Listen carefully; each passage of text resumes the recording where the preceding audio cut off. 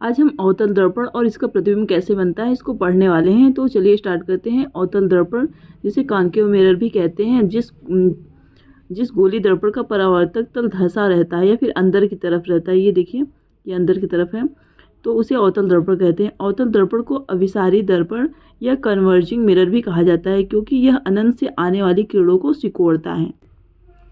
उत्तल एवं अवतल दोनों ही दर्पण किसी गोले के कटे भाग होते हैं, अतः उस गोले का केंद्र दर्पण का वक्रता केंद्र कहलाता है। ये वक्रता केंद्र है, ये किसी गोले का ये कटा हुआ भाग है और इसका जो ये बीच वाला पॉइंट है ये वक्रता केंद्र कहलाता है। दर्पण का मध्य बिंदु ध्रुव कहलाता है। ये दर्पण है, इसका मध्य बिंदु ये P ध्रुव है। तो दर्पण की वक्रता केंद्र एवं ध्रुव को मिलाने वाली रेखा दर्पण की प्रधान अक्ष रेखा कहलाती है।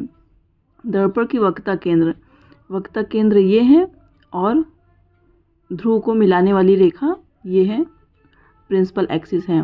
वक्रता केंद्र एवं ध्रुव को मिलाने वाली सरल रेखा के मध्य बिंदु को दर्पण का फोकस कहते हैं। ये C और P को मिलाने वाली रेखा, ये जो बीच वाली है इसे F कहते हैं, फोकस कहते हैं। फोकस दूरी का फार्मूला होता है F = वक्रता त्रिज्या / 2 होता है। गोली दर्पण की फोकस दूरी का सूत्र ये होता है 1/v + 1/u = 1/v, जहाँ पे v जो होता है प्रतिबिंब की दर्पण से दूरी होता है और जो u होता है वस्तु की दर्पण से दूरी होती है, और f जो होता है दर्पण की फोकस दूरी होती है।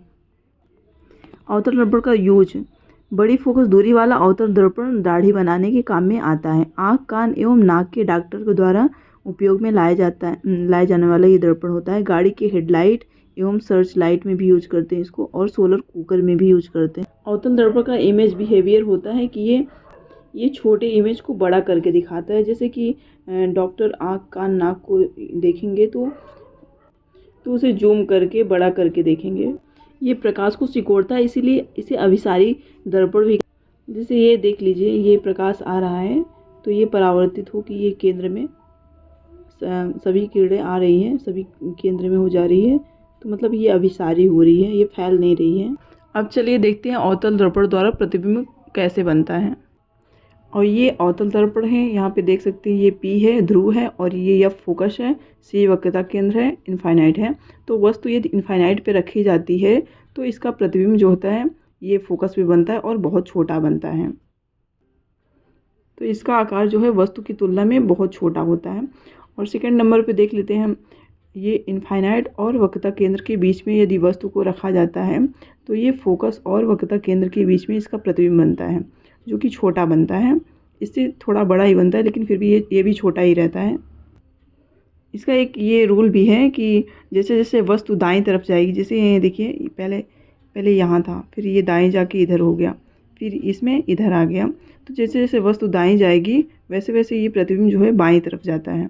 तो यहाँ पे इसमें देख लेते हैं हम, वस्तु जो है वक्रता केंद्र पे है तो प्रतिबिंब भी यहाँ से बाईं तरफ आके यहाँ पे वक्रता केंद्र पर भी ये भी बन रहा है, तो इसमें प्रतिबिंब जो है बराबर बनेगा।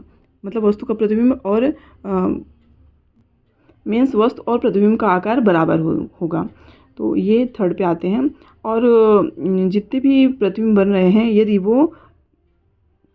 यदि वो लेफ्ट साइड में बनते हैं तो वास्तविक और उल्टा होता है, लेकिन यदि राइट साइड में प्रतिबिंब बन रहा है तो वो आभासी और सीधा बनता है। फोर्थ देखते हैं, यहाँ पे वस्तु को वक्रता केंद्र और फोकस के बीच में रखा जाता है वस्तु को, तो प्रतिबिंब वक्रता केंद्र और इनफाइनाइट के बीच में बनता है और बड़ा बनता है। तो यहाँ पे देख सकते हैं, और इसकी प्रकृति होगी ये वास्तविक और उल्टा बनेगा। फिफ्थ में देख लेते हैं हम, ये अवतल दर्पण है, इसमें वस्तु को फोकस पे रखा जाता है तो प्रतिबिंब जो है बाईं तरफ खिसक जाता है और ये इनफाइनाइट पे प्रतिबिंब बनता है और बहुत बड़ा बनता है। और सब में प्रकृति वही होगी जैसे कि मैंने बताया है, यदि वो लेफ्ट साइड में बनेगा तो वास्तविक और उल्टा बनेगा।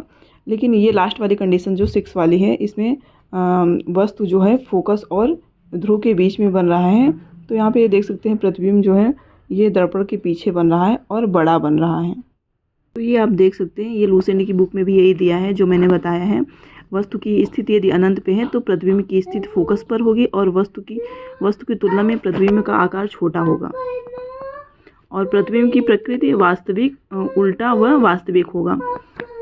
इसी तरह से सेकंड पे है वक्रता केंद्र एवं अनंत के बीच में यदि वस्तु की स्थिति होगी तो प्रतिबिंब फोकस एवं वक्रता केंद्र के बीच में बनेगा और वस्तु की तुलना में प्रतिबिंब का आकार छोटा होता है और प्रतिबिंब की प्रकृति होगी उल्टा एवं वास्तविक होगा। देखिए ये सब में ऐसे ही है क्योंकि ये लेफ्ट में वस्तु रखा जा रहा है और प्रतिबिंब भी लेफ्ट में बन रहा है, तो प्रतिबिंब यदि लेफ्ट में बनेगा तो उसकी प्रकृति होगी वास्तविक व उल्टा, लेकिन यदि राइट में प्रतिबिंब बनेगा तो उसका ये सीधा व आभासी हो जा रहा है।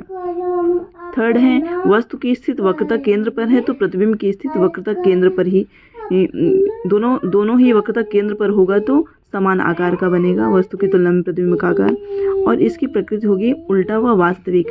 लेकिन यदि वस्तु की स्थिति फोकस तथा वक्रता केंद्र के बीच में है तो प्रतिबिंब की स्थिति वक्रता केंद्र एवं अनंत के बीच में बनेगी और बड़ा बनेगा और इसकी प्रकृति होगी उल्टा व वास्तविक होगा। और यदि वस्तु की स्थिति फोकस पर है तो प्रतिबिंब की स्थिति अनंत पर होगी और वस्तु की तुलना में प्रतिबिंब का आकार बहुत बड़ा होगा और प्रतिबिंब की प्रकृति उल्टा व वास्तविक होगी। फोकस तथा यदि वस्तु की स्थिति फोकस तथा ध्रुव के बीच में होगी तो प्रतिबिंब की स्थिति दर्पण के पीछे वस्तु की तुलना में प्रतिबिंब का आकार बड़ा होगा और सीधा व आभासी होगा। तो वही चीज़ इसमें भी दिया है, लेकिन यदि आप इस फॉर्म में ऐसे बना के करेंगे, बनाएंगे तो ज़्यादा अच्छे से समझ में आएगा और भूलेगा भी नहीं।